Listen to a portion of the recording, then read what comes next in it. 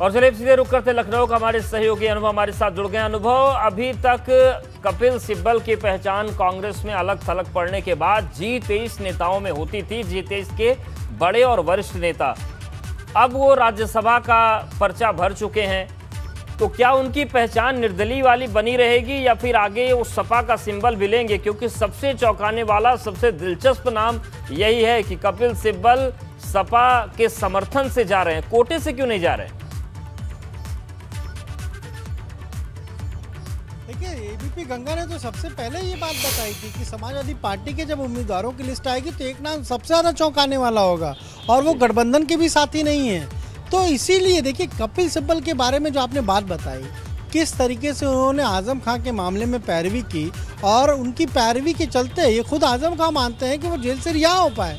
तो कहीं ना कहीं जिस तरीके से 2016 में जब कपिल सिब्बल को तब समाजवादी पार्टी ने समर्थन किया था, तब वे कैंडिडेट कांग्रेस पार्टी के थे और सपा का समर्थन था। पर इस बार परिस्थितियां दूसरी हैं।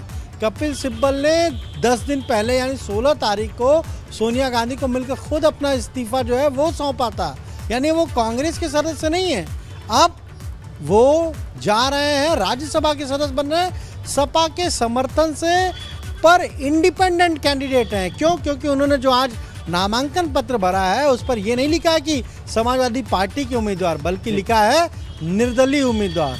और अब सबसे महत्वपूर्ण ये है कि राज्यसभा का जब आप नामांकन दाखिल करते हैं तो 10 प्रस्तावक चाहिए और वो भी विधायक होने चाहिए।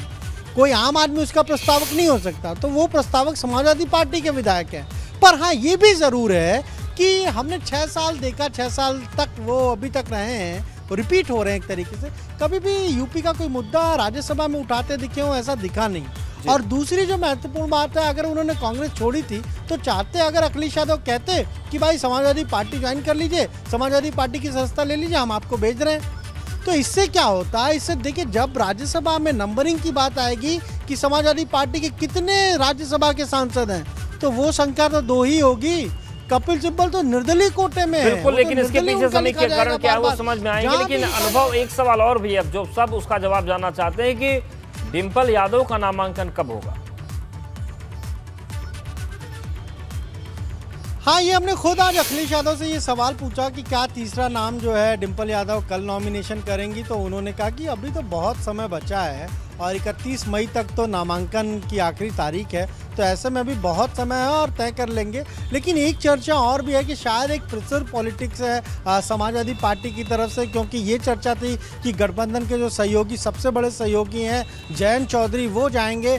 पर हमारे पास जो जानकारी है, जो सूत्रों ने हमें दी है और पार्टी के विश्वस्त सूत्रों ने दी, कि शायद जयंत चौधरी ने संपर्क ही नहीं किया अखिलेश यादव से राज्यसभा जाने के लिए, कोई बात ही नहीं की है और इसीलिए अखिलेश यादव वेट कर रहे हैं कि शायद जयंत चौधरी की तरफ से कोई कॉल आएगा, मिलने के लिए आएंगे। पर अभी तक ऐसा कुछ है नहीं।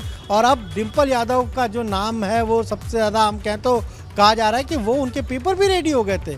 बल्कि आज जब हम पार्टी कार्यालय पर थे तो वहाँ पर जो पार्टी के लोग थे उन्होंने सिग्नेचर वगैरह सब करा लिए थे। तैयारी तो ये थी कि 2:15 बजे वो आएंगी, क्योंकि 3 बजे तक नामांकन होता है इसी विधानसभा में जहां मौजूद है टंडन लाल है, और यहीं पर ये बनाया जाता है जहां पर हर बार हमने देखा राज्यसभा के चुनाव के लिए नामांकन होता है। पूरी तैयारी थी, पर आखिरी वक्त पर वो नहीं आई।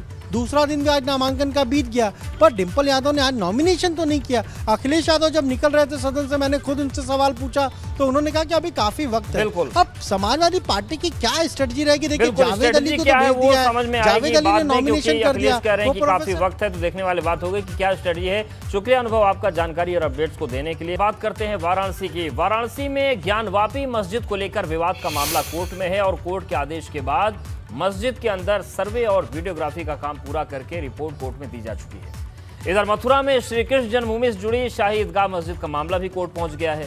शाही ईदगाह मस्जिद मामले में आज की सुनवाई पूरी हो चुकी है और सुनवाई 31 मई तक टाल दी गई है। अब इस मामले में मंगलवार 31 मई को सुनवाई होगी। दरअसल आज लॉ की 7 छात्राओं और 4 वकीलों की याचिका पर सुनवाई होनी थी। याचिका पर 13.37 एकड़ जमीन के मालिकाना हक पर सुनवाई होनी थी। याचिका में श्री कृष्ण जन्मस्थान से ईदगाह को हटाने की मांग की गई है और पिछली सुनवाई में जमीन के कागज पेश करने को कहा गया था।